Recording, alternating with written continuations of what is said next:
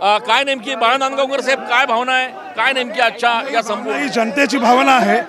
हे जे काय दत्तक गाजर दिलं होतं त्या गाजराचं जे काय घडलेलं आहे, आज आम्ही त्या निमित्ताने या जनआक्रोश मोर्चा संयुक्त मोर्चा काढतो आहोत आणि 100% सरकारला याचा जाब विचारला जाईल, याची उत्तरं घेतली जातील। नाशिककरांना आणि जिल्ह्याला हे गृहीत धरलेलं आहे। 4 मंत्री करतायत काय, अनेक विषय आहेत, हनी ट्रॅपपासून सगळे जवळपास 24-25 मुद्दे आहेत, परंतु फक्त लोकांना इकडे गाजरं दिलेली आहेत, काही दिलेलं नाहीत। रस्त्यांची वाट लागली आहे, सगळ्या गोष्टींची वाट लागलेली आहे।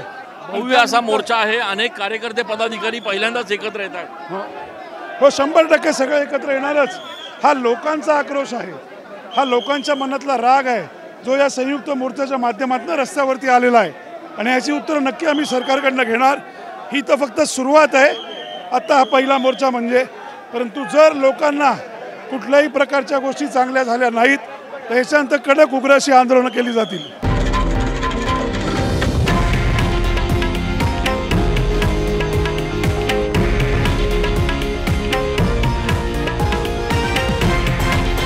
हे आहे देशातील नंबर 1 न्यूज नेटवर्क आणि आपण पाहत आहात TV9 मराठी, एकमेव।